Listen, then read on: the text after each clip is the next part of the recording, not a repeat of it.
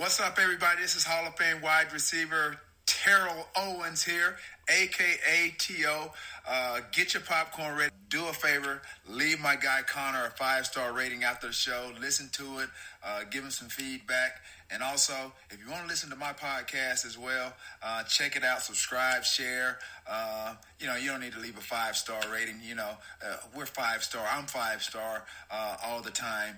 My podcast is called Get Your Popcorn Ready with T.O. and Hatch. Again, check out both of those podcasts. And hey, check it out, listen, and subscribe.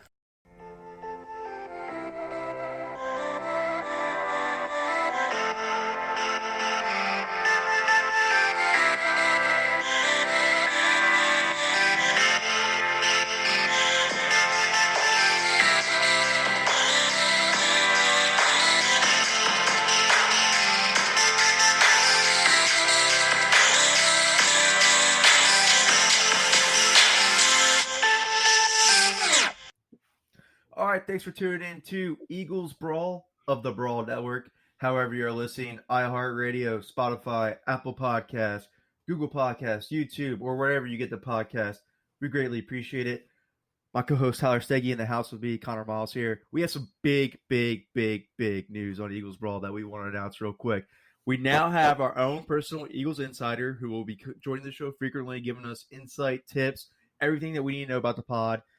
You guys know him very well because he covers the Eagles for Sports Illustrated.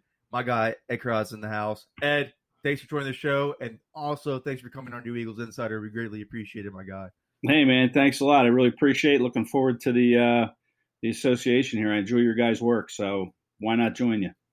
And everyone in Eagles Nation enjoys your work. We all read the articles. I think what I enjoy about your work the most is, like, if you put something out there and we have a question, you're going to reply. I know 100 times out of 100 times, if I say something about Ed's articles or something about his opinions, he's going to give me an answer. Most of these guys are, which I understand, it's social media. There's a lot of followings. There's a lot of, some of these guys are verified and a lot of people hit them up and stuff like that. But, I mean, a lot of people ask you questions and you make sure to respond to everybody right away. So that's why I was like, everybody's on the podcast wave right now. This is where pretty much the sports media market's going, is in the podcast world. You hear everybody on there. I haven't heard Ed on there, just besides the fact he's replying on social media. Let's ask him if he wants to frequently come on the show and give us some Eagles insight and tips. Since you're on the scene, you're there every day. You see the stuff that we don't get to see, that we just debate about. It's greater to have your perspective on the show more frequently. So I'm truly honored. I know Tyler is as well. And I know Johnny's very excited and wants to get on here and talk with you too. So let's get this rolling. I'm excited. Yeah, thanks a lot, guys. Of course. So just to start off the show, I'm starting to become a huge Greg Ward fan, and I just made some kind of tweet where I said, "In Ward we trust," because I'm just making jokes about the Chip Kelly did it. It kind of blew up, but the reactions to it was, where some people were like, "He doesn't deserve a roster spot," which I'm like, I don't know how you get that theory. And then some other people are like, he doesn't have to compete for it, which I agree with that. And then some people are like, yeah, he has to make the team. And now there's coming out that he might even be in the rotation to start a slot, to be on the number one on the depth chart. I agree with that. I think he should. I know that they'll go slot by committee this year with all the different receivers they brought in.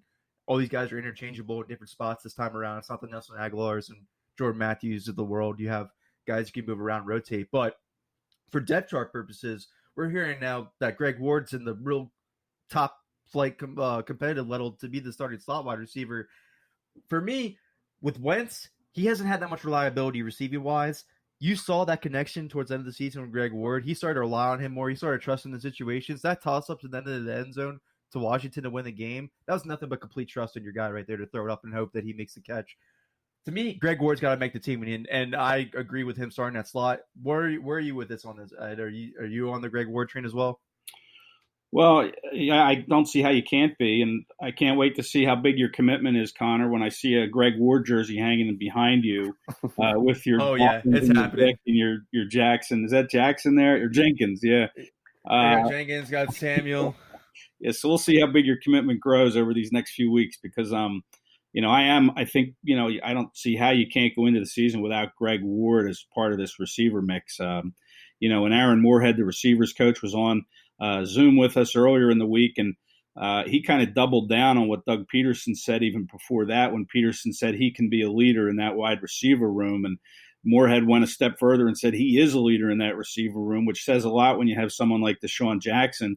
But as far as his play, I mean, what he did over those final 6 games last year, I think he had 28 catches and almost 300 yards. And you mentioned that great touchdown catch that he had kind of in the corner of the end zone. He went up over a former All-Pro and Josh Norman to pull that catch down for the touchdown, which happened in the last 30 seconds of the game. So, that's a huge clutch play. And Moorehead made a comment which was interesting too, and he said that, Ward's confidence is really high right now based on what he did last year. And also with that is Wentz's confidence is high in Ward right now too. And, that's a connection that, it's a shame that we had this off season that we did. They couldn't kind of grow on that on the field. They had to do it virtually, but they're supposed to have pads on for the next couple weeks of camp, and we're going to see how that connection grows. And I suspect that it's going to just continue to get better. And then one more thing about Ward is I don't think you can just pigeonhole him as a slot receiver either. I think he could play on the outside, get some snaps on the outside too,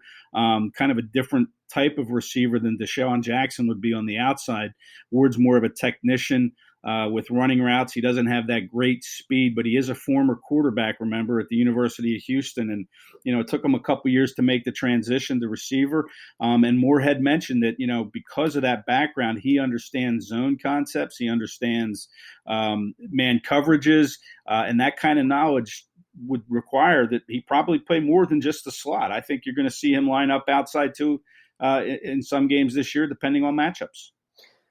Yeah, I think the biggest thing with Ward, and you hit it with what Moorehead said, is you're going into the year, you're already starting to get first team reps, and you already have that chemistry built with Wentz. So that's going to be the biggest thing moving into this year. It's just the only question I have, or I guess for his role, is when you're trying to fit, you have Reagor and you have D-Jax, and then, you have Ertz and Goddard. It's just going to be really hard. There's a lot of mouths to feed in this offense. And before Goodwin decided to opt out, I thought that I didn't think that it was a lock for Ward to make the team. But that decision kind of supplemented to me to kind of, okay, I can kind of see a role for Ward. I think I can't really see the receiving corps not including Ward at this point. I do think it'll be a good year. I'm seeing people saying that he might lead the receivers in receptions. I don't know about that. Obviously, it depends on health and injuries and stuff, but I do think that there will be a legitimate role for Ward. Right, and there's nothing wrong with. He's the perfect type of guy that would be a death piece, though. Anyways, like I think he's the perfect type of guy for those to be in that position of. There's too many mouths to feed. Just make the plays when they come. Mm-hmm. Take advantage of your opportunities. That's what he's been doing his whole entire career so far. He's taking advantage of his opportunities. So I agree with you, Ed. Though I think when you look at Julian Edelman, I think a lot of people pigeonhole him as a slot, but he does a lot more than just slot. He does work on the outside. He does the intermediate stuff, really, basically as a wide receiver. And that's what I see with Ward, too, because I honestly think seeing him improve each week, his route running really improved. And especially, like you said, the former quarterback thing, he sees the vision. His vision is so much different than a bunch of these wide receivers by having that former quarterback into him. He's got to make the team. That's his best trait, I think, is his spatial awareness. It's not only that, and the thing about Goodwin, too, because I agree with you. I mean, the speed is important to add, and that's why they traded for him, obviously. But I think we know what Goodwin is no matter what. I think his career has shown what he is. He's either going to get hurt or he's either going to play semi-well, average well. I know that 2017 season with the 49ers, he had over 900 yards, but he was the only option on that offense that year with C.J. Beathard. To me, that's like a Jordan Matthews type usage there. I don't think he's ever been that great, is what I'm saying. I don't know if we know what Ward is yet. He's young. He's still transitioning to wide receiver, like Ed said. And not only that, the fact that the wide receiver coach, who's seen a ton of young guys, he's coached a ton of young guys in college, is coming into this team coaching young guys again. And I put Greg Ward in that category, and he's already raving about the guy as soon as he gets here. That speaks volumes to me. So I think we're undervaluing Greg Ward at this point. We're undervaluing his relationship with Wentz. We're undervaluing the reliability he proved on the field. He only dropped one pass last year. Again, he only saw 28 targets, but for the Eagles wide receivers, that's still uncommon. And then we're seeing a guy that's really just getting into his own still. So I want to feed on that potential. That's why I was always team Ward make the team, because we haven't seen the best of him yet. Whereas we've seen the best. We know what Deshaun is. We need Deshaun no matter what. He's the best deep threat on this team. He's one of the best deep threats in the NFL. So we know what Deshaun is. We know what Alshon is. There's no way he improves at all during the rest. It's all going downhill with Alshon no matter what. We don't know what Reagor is. We don't know what J.J. Arcega-Whiteside is. We don't know what Greg Ward is. We don't know what these rookie Hightower Watkins are. I'd rather start focusing on what we don't know what it is instead of focusing on what we do know what it is, because what we do know what it is isn't really something to be confident about. Yeah, you made a good point, Conor. As far as the ceiling for Ward, we don't know what the ceiling is because he is still transitioning. And then something else to keep in mind is, this Aaron Moorehead's the 5th wide receiver coach in 5 years under Doug Peterson. So that kind of turnover, different philosophies, different ways of, doing things, running routes. I mean, that hasn't done anybody on that receiver core any favor, and Greg Ward probably in particular, just to have so many different philosophies being thrown at him each year. And no one else is really in that boat that's been here that long. I mean, I know Jeffrey has been, but he's a veteran. He's going to do things the way he sees fit. But, Ward has to find his own game, and he's had 5 different, since he got here, probably 3 different voices maybe, or 4 even, different receiver coaches. So, hopefully, I know. Hopefully Moorehead can bring some stability to that group and stick around for a couple years, and we'll see what Ward's ceiling eventually becomes. I do have some. Go ahead, I just have a question. Have you heard anything? Because I've heard way a huge time frame. Whether what is the expectation with Alshon Jeffrey? Like, is there? Should we expect December? Should we expect? I've heard September. I've heard October. I've heard November. I don't know what the hell to expect with Alshon. It's like, do you have any idea?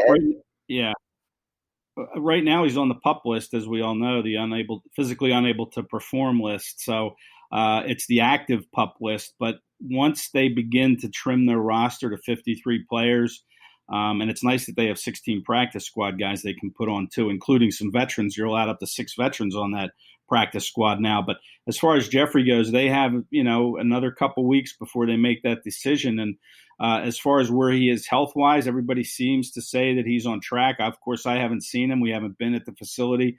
But everybody seems to say, hey, he's on track to get back on the field, but they don't say when, whether that'll be September 13th. But, once they make the decision whether or not to keep him on the roster, if they think it's only going to be a couple weeks that he's going to miss, and kind of bite the bullet at the expense of some other receivers to keep him on the roster, or whether they put him on injured reserve and then you're without him for at least 6 weeks.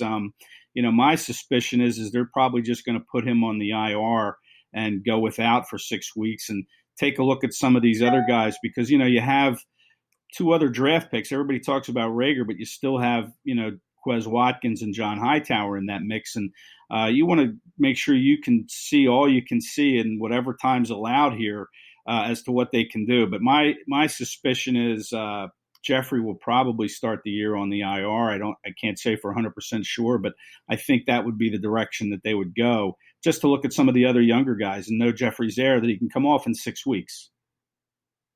Plus, I mean, you're asking a wide receiver that's dealt with so many injuries to come off a Lisfranc injury, a guy that's a physical wide receiver, not a speed guy, a physical big wide receiver to come off a Lisfranc injury. I'm just not confident about Alshon Jeffrey. A lot of people are getting confident about him because he did this Instagram post where he's working out and he looks buffed. And this is the season of this is the season of hype of off-season workouts. Like, it's crazy. People see a picture of a guy or something, and then they say he's in for his biggest year of his career. It's nuts. But I do think it's best to take the slow. Do not rush Alshon, just in case this team is dealt with injuries. Don't rush him because I don't think he brings much positivity, anyways. Yeah. I think the best case scenario for the Eagles is they actually do well without Alshon. We're the point where keep him on IR. Yeah.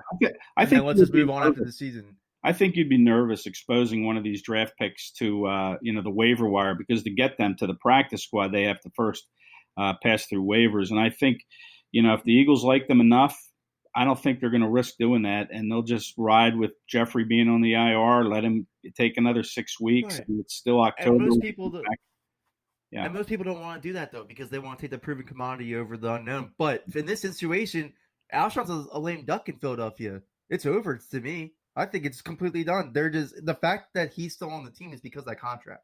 Yeah. If it wasn't for the contract, he's gone. Well, that's true. I mean, and then you look at the salary cap, and I'm sure we'll get into that, but, he's definitely on his last leg here in Philadelphia. So, why be in a hurry to activate him at the expense of guys that you probably are going to have to count on over the next couple of years because they're cheap. And you hope that they're good and you hope that they can contribute. So my suspicion is Jeffrey will be on the IR come September, whenever they have to do it, the 10th, maybe something like that before the first game. All right, I agree with that. So let's segue into the Zach Ertz extension now, because there's a dilemma going on with the Eagles cap going next year, as we just mentioned. Kittle gets paid, I think what it was, a $16 million per. Kelsey gets paid, I think it's $14 million per, around there. To me, you have to keep Zach Ertz. The thing that everybody keeps going to focus on with the cap situation is how are the Eagles going to afford this? When I'm looking at the Chiefs, and they had $177 before they did the Mahomes, Chris Jones, and Kelsey extension, they're giving extensions to their own players, though. They're in a bad cap situation, but they're extending their own players. The Eagles could be in a bad cap situation, but I don't think that's a dilemma for them to extend their own players, per se. I think they can still extend Zach Ertz. How he fits his little cap magic. Maybe the 2021 figure is low, and there's more guarantees. I don't know. Zach Ertz isn't going anywhere, man. He's not going anywhere. How many good teams? No. First of all, how many good teams allow one of their best players to just walk? And secondly, how often do you see the Eagles allow some of their good players to walk? It just rarely happens. The Eagles aren't in a position to let Zach Ertz walk. They're not in the receiving position to do that. They can't look Carson Wentz in the eye. Say, look, we've given you this receiving talent all this time. We're sorry, but we're just not going to pay Zach Ertz.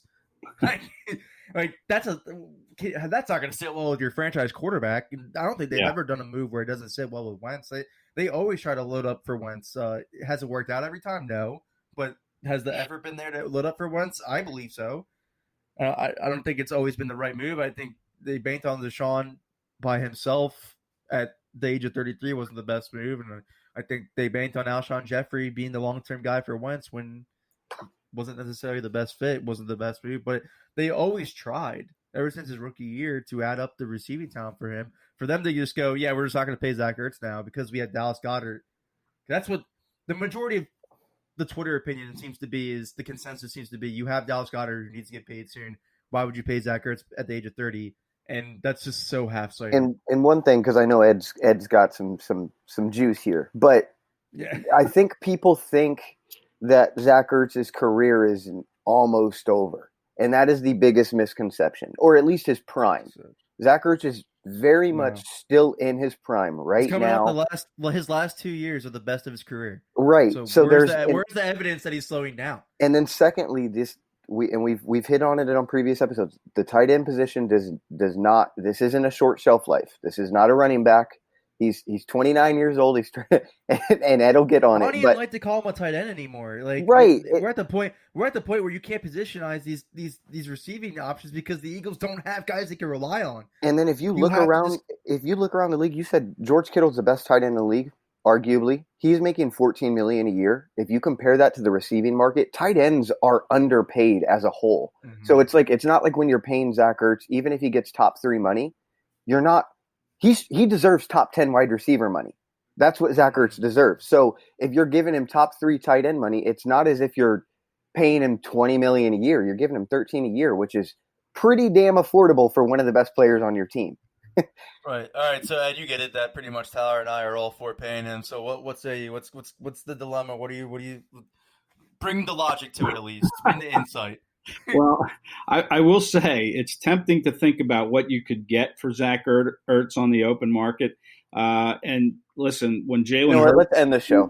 It's going to be tough to say Ertz to Ertz. I mean, Merrill Reese is probably, practicing in front of his mirror saying that Ertz to Ertz. But, listen, I think Zach Ertz should be on this team. There's no doubt. I mean, it was interesting when he Zoomed with us earlier in the week, last week, when he said that, he's still early in his career and he's going to be in his 8th year. And, that's his mindset. Is he's still early, man. He still wants to play this game. He loves playing this game, and he wants to play it as long as he possibly can. And he played with a lacerated kidney last year that he got late in the season. I mean, this guy's tough. But he wants to keep playing. He's got the desire to be a Hall of Fame tight end. He even mentioned that was one of his goals back when he was preparing for the combine before entering the league. So, I mean, this guy has the desire. He's a good leader inside that locker room. The Eagles do like to take care of their own. Zach Ertz is a homegrown guy. I mean, he came in the second round. And he's really proven to be, like you said, Carson Wentz's best weapon, best friend. But the Eagles did trade Jordan Matthews back in 2017, too, who was Wentz's best friend at the time. So, there is that part of this decision that is a business decision. But, to get rid of Ertz, who is on that Hall of Fame trajectory, I think would be a mistake. But now you have to look at the financial side of things. The Eagles were $51 million over the cap before it was learned that the cap is probably going to go down by $23 million or so. That's just a projection. That's nothing definite. But if it does happen, they're 75 or $6 million over the cap. And you've got guys on this team that are making big money against the cap. Fletcher Cox will be $22 million against the cap. And Lane Johnson counts $16 million. And Brandon Brooks is $14 million. And Carson Wentz's salary cap hit jumps from $18 million this year to $34 million next year. So there's going to have to be some really difficult decisions to be made if you want to keep Zach Ertz. And I think the Eagles really do. And I believe that they will probably, at least I would think, they're going to have an extension in place at some point before this season. How that impacts Dallas Goedert's contract situation, I mean, that's just another bridge they're going to have to cross at that time. I mean, as tempting it is to think about what you could get for Ertz on the open market, what could you get for Goddard, who's 25, 26 years old? Could they possibly trade him? They brought in an undrafted free agent from Oregon State, Noah Tagai, I think his name is. I'm not quite sure how to pronounce it, but they're pretty high on that guy. And, he had a good college career. And, again, we haven't seen what he can do. He probably hasn't been able to show what he can do because of this crazy offseason. But he's a guy they're high on. Josh Perkins, he's a tight end. He's not much of a blocker, but he can catch if you're going to go to that 2 tight end personnel set. So, everybody thinks maybe Ertz gets dealt, but it could be Goddard because I think Ertz is going to remain a part of this team going forward. Is it too early to say tight end factory? No, I think that I would rather say tight end factory than quarterback factory because they haven't really proven me much for the quarterback factory side of it yet. That's a good point, and a lot of people are banking on the team to just move forward with Goddard, and I love his potential. I think I was very excited when they drafted him. I am curious to see a few things. I wonder if he's going to want, because if they extend Ertz, then he knows he's going to be in his shadow. So I wonder if Goddard's ever going to get to the point where he's like, I want to go form my own tight end one role. I don't want to be in this 2 tight end thing where I'm sharing a role. That is kind of like that's going to dictate how much he's going to want, right? It could be $8 million or it could be $12 million a year. So right, I think if he's on the open market, he could do Austin Hooper type numbers. I agree because I think he could be a starting tight end for a lot of teams. He's a complete tight end. Here's my thing. Next year, Deshaun's gone. Alshon's gone. Deshaun is not a for sure gone. That is not. People keep claiming Deshaun's that. Gone. Deshaun is not for sure gone. That's frustrating. Probably gone. They're going to have all of these wide receiver contracts that aren't going to be expensive. You can't say that the team's number one will not be on the team for sure. You just can't do that. That is a crazy assumption. Well, that's why you have these young guys that they drafted. They hit right on paper. On paper, it sounds great. We're just going to let these young guys groom into this role. I agree that there's going to be a lot of, because they're so high on the cap, there's going to be a lot of roster trimming, but I don't think that you can maybe he renegotiates. Maybe he because he's not going to come back on his current deal. That's for damn sure. Okay. Yeah, it kind of sucks for the Eagles that they have both their tight ends coming out of their contract years in 2021. I mean, they're going to have to make a decision sooner rather than later. And again, my issue is you could pay both if you're not paying wide receivers. Yeah, that's. But then once it comes time to like start paying, like say a Reagor, let's just say a Reagor or even a guy you draft in 2021, because I'm sure they're going to draft another wide receiver this next upcoming draft, then that's when Goddard's contract starts to end. Maybe that's when Ertz's contract starts to end, and that's when he gets older even then. I think the situation is roll with the 2 tight ends that proven to you to be reliable and don't get hurt all the time. And then from moving forward, go young at wide receiver with these young contracts.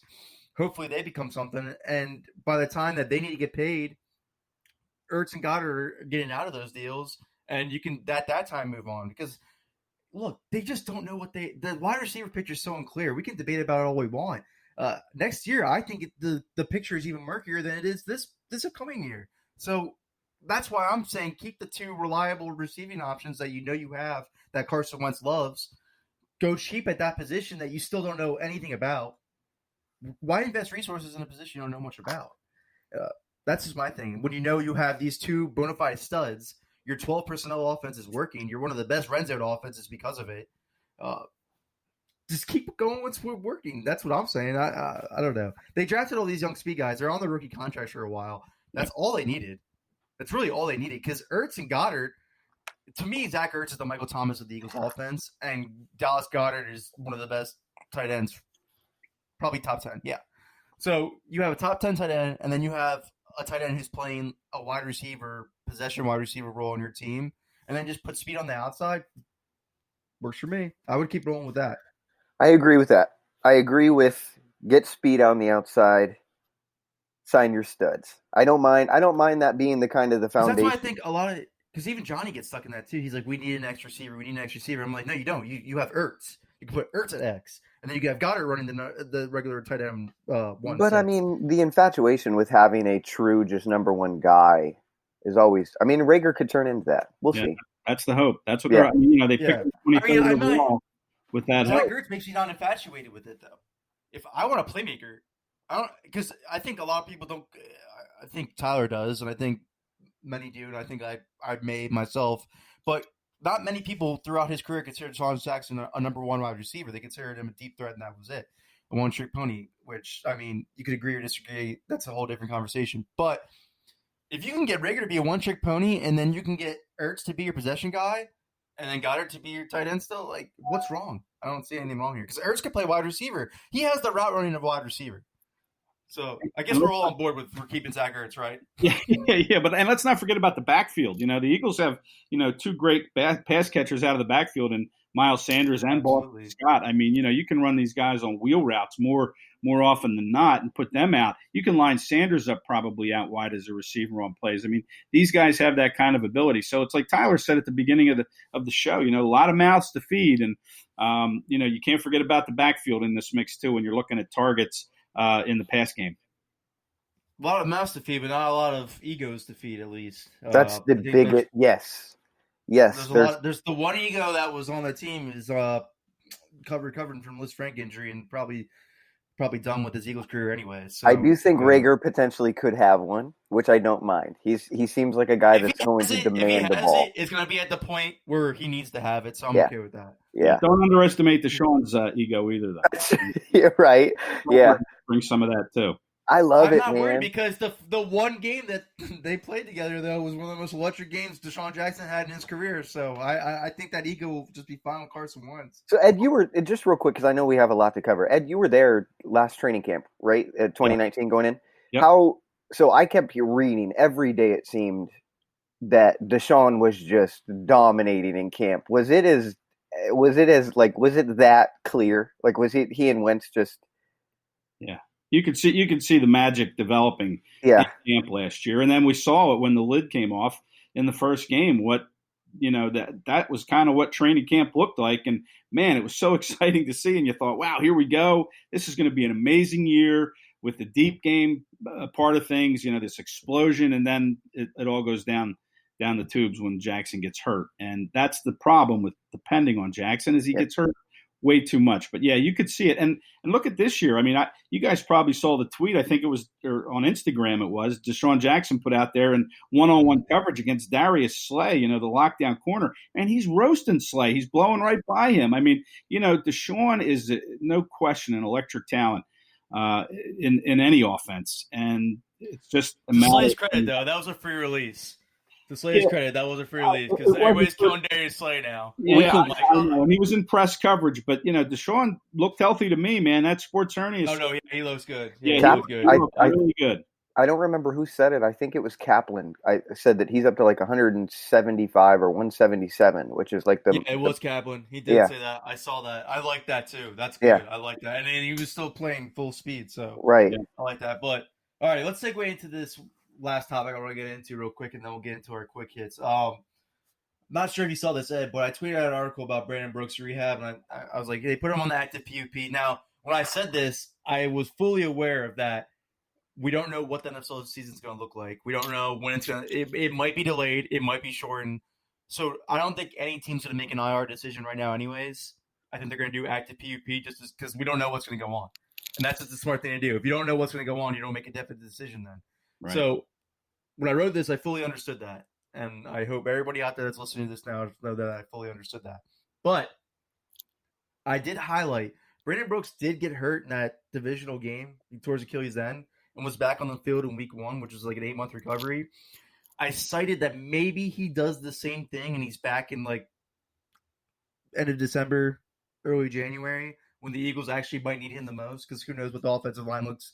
I mean, the offensive line towards the end of the season has fallen apart a couple times lately, so maybe that's when they decide they need him the most. Maybe Peters isn't available. Maybe right guard's not looking too hot, or maybe Diller's not looking too hot. They need to move Peters to left tackle again. Who knows?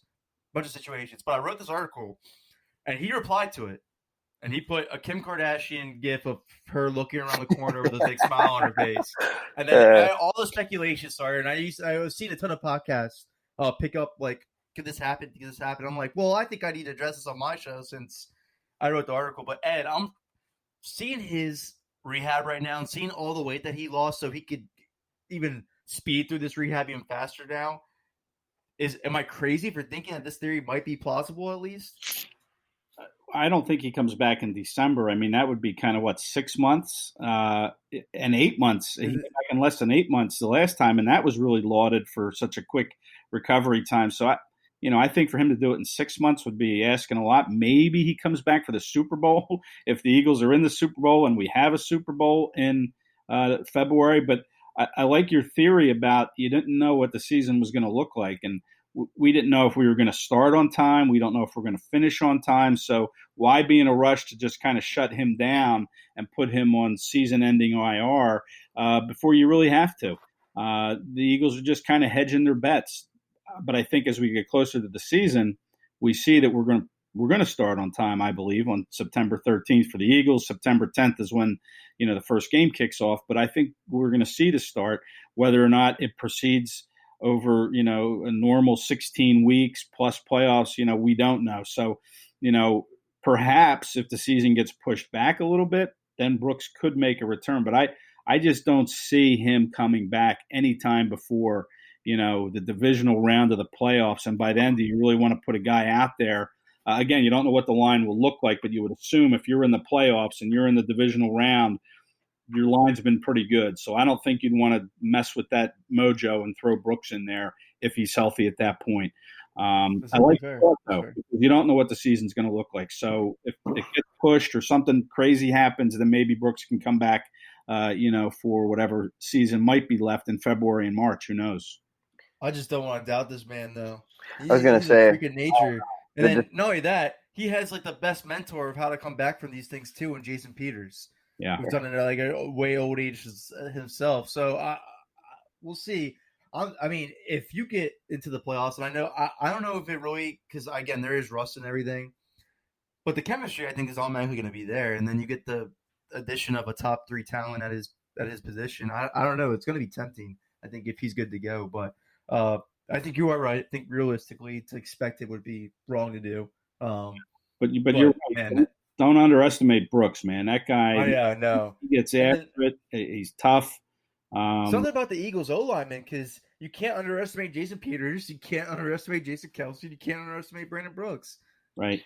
And then didn't Lane Johnson play with like a sprained MCL or? Right. Yeah, he plays through injuries all the time too. So crazy what they do with the offensive linemen over there.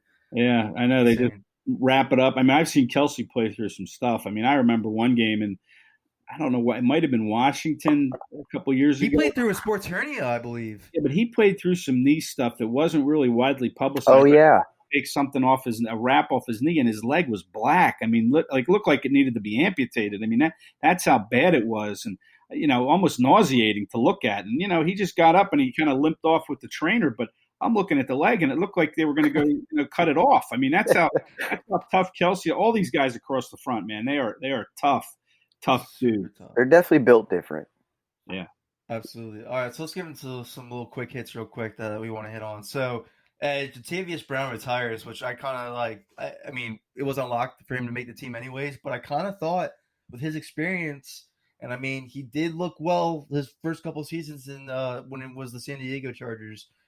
Yeah, that he could compete for a starting job here. But now we're looking at Nate Gary, Duke Riley, TJ Edwards, Davion Taylor, Sean Bradley, Alex Singleton, and Dante Olson.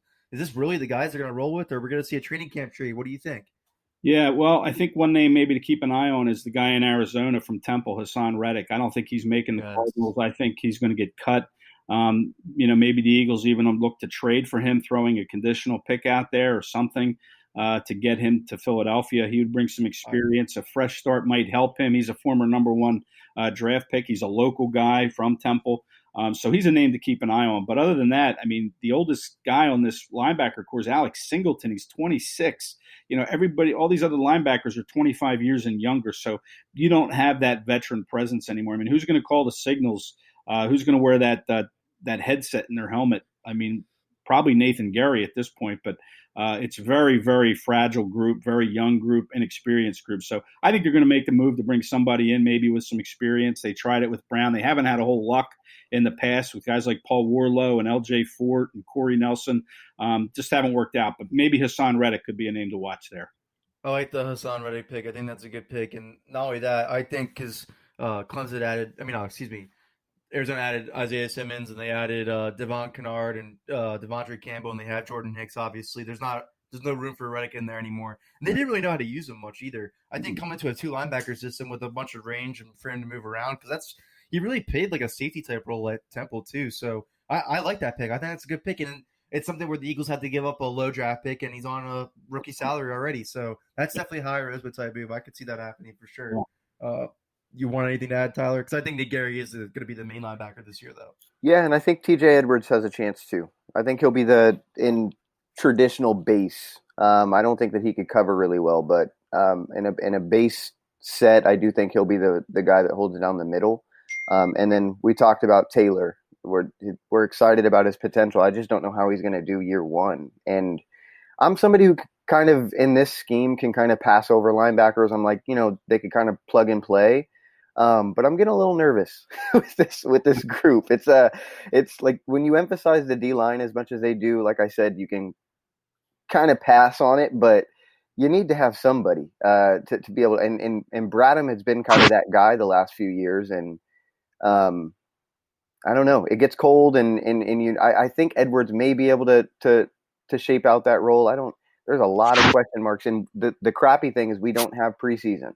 Right. So in what position needs more than linebackers to be able to go and hit, and it's going to be tough. That's going to be a lot of. I'm sure they're going to be filtering through a few different looks. So like how it looks week 1 is going to look way different week 10. So a lot of uncertainty for sure. I mean, even their Super Bowl season, because I agree with the plug and play part, but because they brought in Donnell Ellery and won a Super Bowl with him, and he really didn't much of anything. But they did have Bradham and Kendricks.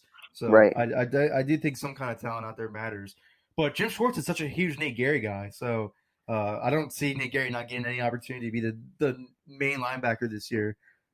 And I do think that their depth at safety is going to be able to help them a little bit. Absolutely, because I do think Will Parks plays some sub linebacker this year too. Yeah, he plays. Kavon Wallace too could play near the line. Yeah, Wallace is a great tackler. But all right, let's go segue to this one. So as more time goes on, to me and what rumors are out there and articles are out there, it seems Avonte Maddox appears to have the firm grasp. Quarterback 2, even McLeod, which I'm sure you were aware of being at his presser. McLeod hinted at his presser during that he seemed like he really pegged Maddox to be that cornerback 2 guy. Should we not read that much into quarterback 2 competition? I know like all the bloggers and everybody wants to talk about it with Rasul Douglas, City Jones, and Avonte Maddox, but as more time goes on, as these guys keep talking, it seems like it's Maddox's job to lose. Yeah, well, when your general manager, if you remember, comes out and compares him to Darrell Green, I mean, certainly, that's going to be a high bar for him to get over. But it looks to me like he will be the CB2 opposite Darius Slay, and a little undersized Maddox, but he's a battler. He competes. And really, I don't see Sidney Jones. There's not a lot of faith in Sidney Jones from Jim Schwartz. Really, Sidney Jones struggles with his confidence for whatever reason. He can't just put a play behind him as quickly as Maddox and Mills can. So I think a lot's being overblown about that. And Maddox will be the CB2 unless something really crazy happens. But I don't see that happening. And they talked a lot about, when Schwartz Zoomed with us, he talked a lot about playing Nickel Roby-Coleman outside too, moving him out from the slot and putting Slay in the slot sometimes to kind of disguise a man-to-man coverage look. So you're going to see some interchangeability among the corners, but I think to start games, Maddox will be out there opposite Slay. I agree with you. I think I love the interchangeability because you could put Mills at the slot, you could put Wallace at the slot. Wallace was really good at the slot at Clemson. They have a lot of guys they can move around. Will Parks played the slot well last year in Denver too, so I agree with that. I like that outlook too, especially when you have so much questions at quarterback too as is. But to me, Maddox played well there his rookie year though. When they had to force him to move outside, he did play well. I think he went more through a sophomore slump than anything. Maddox is a natural corner, and he has the biggest thing is confidence, man.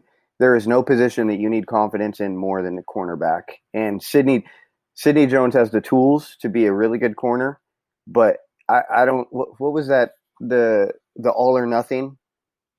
He was like the most exposed player in that series, in my opinion. He seeing his body language. Yeah, his body language was awful. Yeah. It was that Minnesota game, head down. Looked like he was about to cry. Yeah, it's Malcolm sitting there sitting there saying like, dude, you got to get over this. Like this is, and I'm not the biggest Rasul Douglas fan. I don't think that he could cover in this league. But the one thing he has is when he lines up, he thinks he's winning the rep, no matter what. Mm-hmm. And Sidney Jones is the polar opposite. It's just not there. And Maddox, though, I think is a good balance. He's got the talent and he's got the confidence. And I've always loved Maddox. There's a place somewhere on the field for him, whether it be slot, whether it be outside, whether it be safety even. And something to watch, though, we talked about it, is if McLeod gets hurt, I think Maddox is the only other guy who could play single high in this defense. Absolutely. And so if McLeod gets hurt, it's going to transform a lot. It's going to make a lot of differences on this defense. And that is one player's health that is crucial. That matters. Yeah, that's thinking about that just scares me. If McLeod goes down, that secondary is going to have so much inexperience. But I mean, outside of Slay, so much, because even Slay's coming into a new his chemistry is going to take a little bit with this. Like a hypothetical. No, if McLeod gets hurt, you slide Maddox to safety. You may have to slide Mills to corner. Like there could just be so much shuffling. You probably would have to. It's going to be, and so hopefully with all this, go ahead. Sorry. If Jim Schwartz had a choice to play Sidney Jones at corner or Jalen Mills, the answer's obvious right there. Who's Jalen? Right. Yes. Yeah. Hopefully this low pressured season will get Sidney some confidence. But we heard the same sentiment last year. It was he's got a chip on his shoulder. He's in for a big year, and then he struggled. He's coming into the best situation of his career, though, because once you have Darius Slay and Nickel Roby-Coleman on the other side, your job just got easier no matter what. Absolutely. So I think that could help, but to me, the confidence thing just always shows. And then not only that, just once he gets once those confidence issues starts hurting, so do these ghost injuries come out of nowhere. His hamstring starts hurting as well. So I think he has the talent. I think if you want to talk about who has the most capability, the most potential as a caliber of outside corner on this team as a young guy, it's Sidney Jones, obviously. But if you don't have confidence in Philadelphia, you're not going to last as a player here. You're going to be gone. So that's why I'm worried that he doesn't get that. And I don't think his defensive coordinator even believes in him enough, like Ed alludes to get to that point. So that's why I don't see it happening here. And Maddox is a Schwartz guy. Once you're a Schwartz guy, you're in. You're Nate Gary, you're Derek Barnett, you're Avonte Maddox. You're in and you're playing a lot. So it's got to be Maddox's job. I hate talking about this. It's not only that, Rasul Douglas had to take a pay cut off his rookie salary. So it's not really like the Eagles were pining to keep him. And I've talked to somebody at the Niner Nation, with the SB Nation page there, and he said that the 49ers offered Dante Pettis to the Eagles for Rasul Douglas, and the Eagles got too greedy and asked for Matt Breida in return, and that's when the talks fell apart. So it's not like the Eagles are like if they're open to moving him, it just the offer has to be right for them to feel to do so, and they even cut his salary. So to me, it's Maddox or nothing. If he gets hurt, then that's when the competition really happens. Right, between Douglas and Sidney Jones. Exactly. Yeah. And you can't win a Super Bowl unless you have at least one player with dreads in your secondary, and Avonte provides that. So we're set. I hear you there with that one. He doesn't have the confidence of it, though. And Aaron Moorehead came out and said that Jalen Reagor has the swag of a big-time receiver. His comments are getting everybody excited. I think there's some kind of background there no matter what, because I know Aaron Moorehead played with Indianapolis with Monte Reagor, Jalen Reagor's father. I feel like he already knows what type of work ethic he's getting in the player, so I feel like his confidence in him is already personally knowing him, I would say. Should we expect big things for Jalen Reagor in his rookie season? Because now they're starting to feed us the hype into it, and I think a lot of people are getting excited. For me, I think when it hits midseason is when we're really going to start seeing Jalen Reagor hit his stride. I think that playmaking ability he brings is just something the Eagles haven't had from a young player. So I think it's going to work. I think you're going to see some kind of spark from Jalen Reagor this season. I don't think it's going to be like a Nelson Aguilar rookie season or J.J. Arcega-Whiteside rookie season. There's too much playmaking ability there for the Eagles not to exploit. But now you have your new wide receiver coach who really doesn't know jack about the team and is coming into his first camp. And he's already like, Greg Ward's the leader on this team. Jalen Reagor has such swag. Like, should we be excited too? Oh, yeah. Well, he's the first-round pick. He better come in and contribute. You know, they didn't get much from their first-round pick last year and Andre Dillard. Now this year they're going to have to get something from him. But, yeah, he came in with a lot of hype, and that hype's not going to go away. But you're right. It could be a little while before he really, they take the wraps off of him. Kind of the way Miles Sanders was last year. He didn't come in right away and light the world on fire. It took him some time to get going. And by the end of the year, he was in the conversation for Rookie of the Year. So, that could be a similar setup with Jalen Reagor. But, I think there are more ways to get him involved, too. I mean, he's got a running back background. You can use him on jet sweeps. He's returned punts. He had 20.8 yards per return in the punt game for TCU last year. I mean, this guy can be your punt returner day one, and he can make things happen in that regard. So I think you're going to see him involved on the offensive side of the ball. It might not be, 80% of the reps, but, he's going to have a role in this team from day one, whatever that role looks like. But I expect that he'll probably be more effective as the season goes on, just because of the offseason and just because he's probably going to be behind Deshaun Jackson a lot of the time. Now, if Jackson gets hurt, then Reagor's going to be thrust right into this thing. So you just hope Jackson can hang on for the first month of the season until Reagor can get his NFL legs under him. But being raised by a father who played in the NFL, granted at a different position, defensive tackle, that certainly helps too. I mean, he's familiar with, how to be a professional, what the game looks like from having been around it from a young age. So, yeah, I think you should be excited about him. And I think Moorehead said the right thing. He does have swagger. He does feel like he belongs in this league, and that's a big part of it, that mental game. You look at J.J. Arcega-Whiteside, I don't think he fully believes he belongs in the game at this moment, just based on what he did last year. But Reagor believes he belongs in the game, and he's been around the game, so he has a good base. Right. That preparation from having your dad be an NFL player and knowing what it takes to become one and succeed in the preparation and the work that goes into it, I think that is such a huge factor that goes into it. I love that you alluded to that as well. Let's keep going though. Brandon Graham predicts a big year for Derek Barnett. That's like one of his most polarizing statements he had from his opening press conference. I know when you came on previous episodes, we alluded to the fact that the Javon Hargrave addition is going to help Derek Barnett out tremendously because I believe offensive tackles will be chip blocking a lot more, which gives Barnett more opportunities to win with his leverage, which he's proven that he can do very well.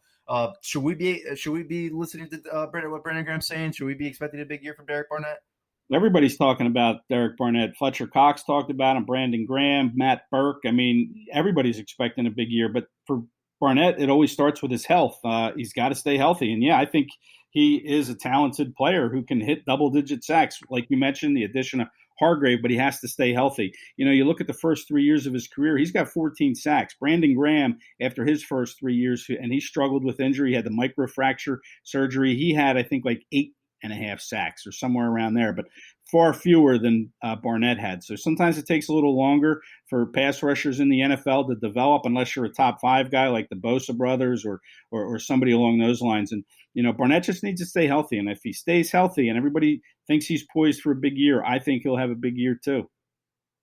Yeah, I think he's poised for a big year. I don't think his big year will speak to the volume of caliber player he is, but I think the Hargrave addition and then Malik Jackson being back healthy just opens so much doors for him. I think a lot of people forget that the last 2 years they've had a revolving door at defensive tackle too, which plays into the effect of Barnett as well. So I do agree with you. I think Barnett could have a good year this year. I'm glad they brought Vinny Curry back still. But Tyler, you had something to say? There's a few things. I mean, we're talking about all this versatility, all this depth, right? Because we're talking Barnett, and you just said all the names on the D line. Is this like the most pressure that Jim Schwartz has on him since he's been in Philly? As far as putting pressure on the quarterback, or just I just mean like as far as expectations, because defense, they've always had a strong D line, but the secondary's always been kind of meh. He's brought in his guys. I mean, I think his first year he had McKelvin. Like as far as expectations, that's fair. I think that's a fair thing to say. I mean, that's not something I thought about before, but now that you're saying it, he now has his number one corner. He has I think a top 5 caliber nickel corner. He has, I don't want to say the best defensive end depth, but he has, Jim Schwartz believes in Derek Barnett more than anyone on this planet. Javon Hargrave is the best defensive tackle they've added outside of Fletcher Cox. Two Fletcher Cox. They have Malik Jackson, who we've known has been a Pro Bowl caliber player in this league and plays the position very well. Once you finally have that number one corner, I agree with you. I mean, maybe we look at Jim Schwartz and say, hey, your seat needs to be a little warm this year because if this defense doesn't perform, if they have a leaky secondary again, or the pass rush isn't getting it done like it was last year, I think and there's no injuries, right? There needs to be questions that need to be raised for sure. I would believe. I don't know where you guys are with expectations, but this defense should be flirting with the top 10. Should be a top 10 defense or so. And I would expect that, to be honest with you. That D-line is too good. And then you went out and you got your number one corner finally. You got your legit nickel corner, which you had your Super Bowl season, so you know how important that is. I know losing Malcolm hurts, but you did replace him with a lot of bodies who could play the position. So it's not just one guy replacing him, it's 3. So, and McLeod is coming off the year. It's his second season back from a major injury. I think his play is going to be better than it was last year, and I thought he played pretty well last year. So I agree with you, Tyler. I kind of think we need to look at Jim Schwartz and say, hey, you need the results need to be there this year. And plus, they kind of listened to him, and they got rid of the D-line coach. They brought in his guy Matt Burke to be the D-line coach. Yeah, he's got complete control over Jim this. Schwartz this year. I think if they don't play well as a defensive unit, they're not top 7 unit. That's disappointing. And then you got to look at Jim Schwartz. Yeah, but circling back to Barnett, I do think that this offense is going to have a lot of leads. So I do think that this D-line is going to be able to get after it. So I think that there is a chance that Barnett can flirt with 10 to 12 sacks. Somebody's got to get him. I also think that Hargrave could lead the league or lead the team in sacks, which would be just kind of crazy. The impact that Hargrave, Bud Dupree owes his franchise tag money to Javon Hargrave. Javon Hargrave is such a body eater. He eats up so much of the interior line, or that's why I'm saying I know for a fact he's going to force offensive tackles to chip block, which puts Derek Barnett in such great positioning. Fletcher's definitely happy. Fletcher's definitely happy. Yeah.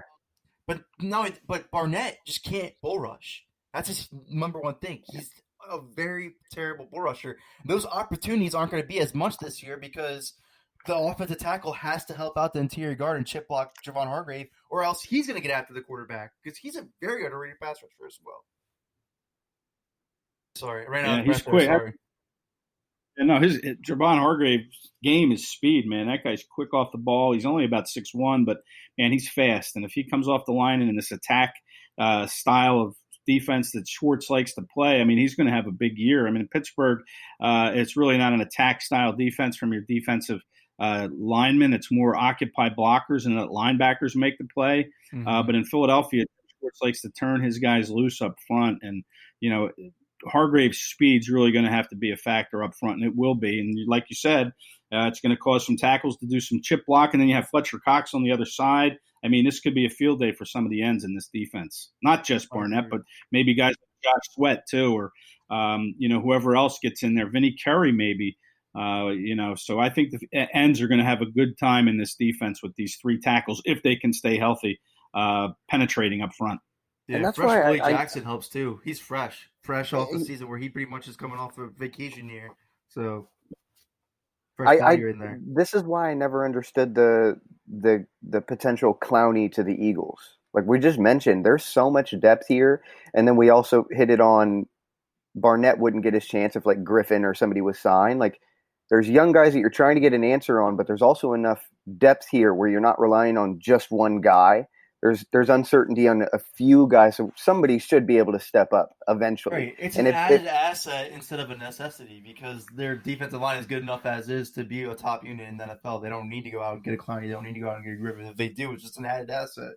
But their interior is just so much better than it's been in years past where they had to load up on the edge depth to the point where I'm okay with it now. Because a lot of people aren't looking at it that way. They still think we need defensive ends.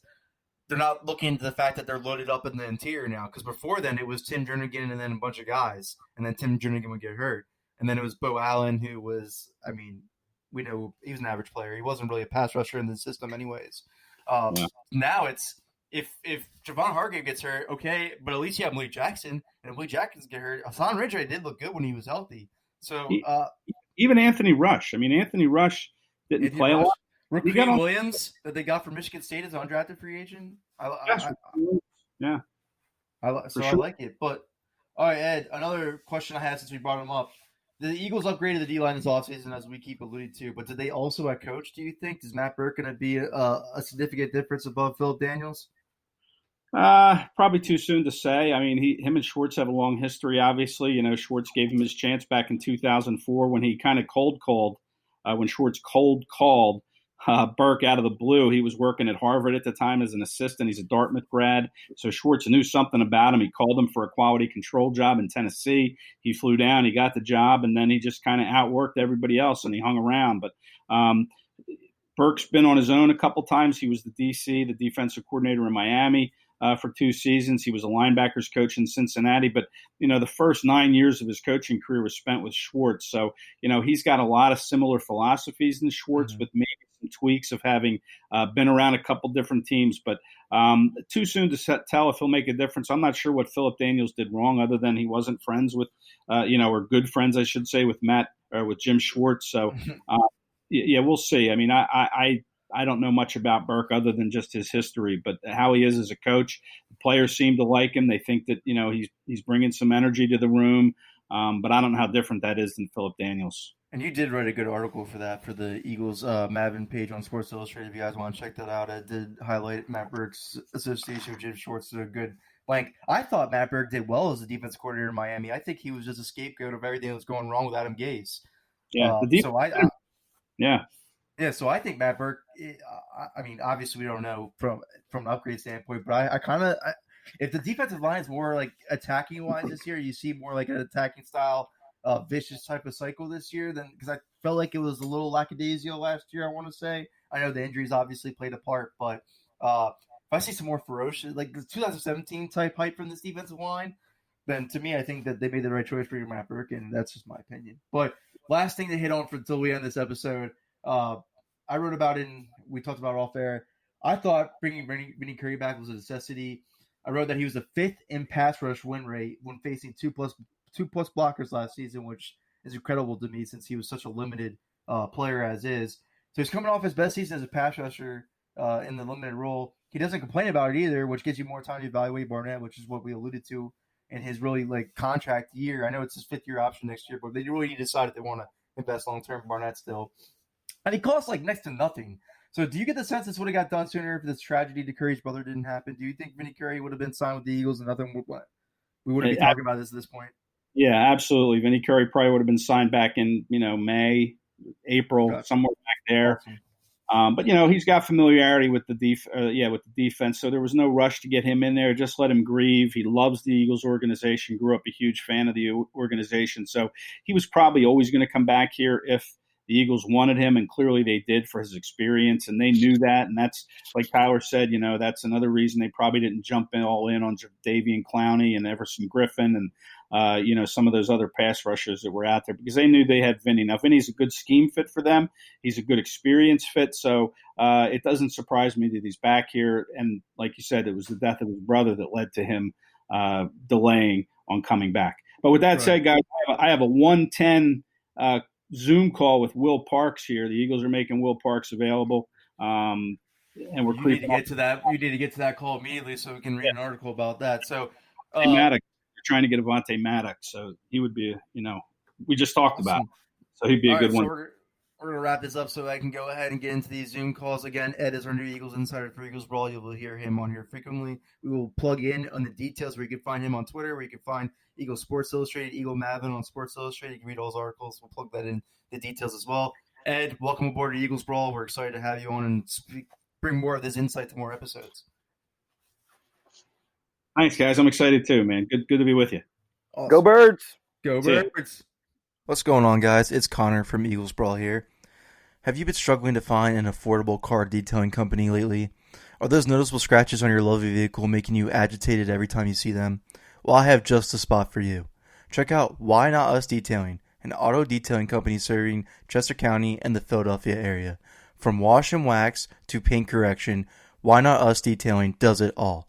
Call 610-425-7239 to schedule your appointment today. That's 610-425-7239. You can also reach the company on Instagram by following their page, Why Not Us Detailing. Tell the guys Eagles Brawl sent you for discounts on your next automobile service. Give Why Not Us Detailing a chance to make your car shine today.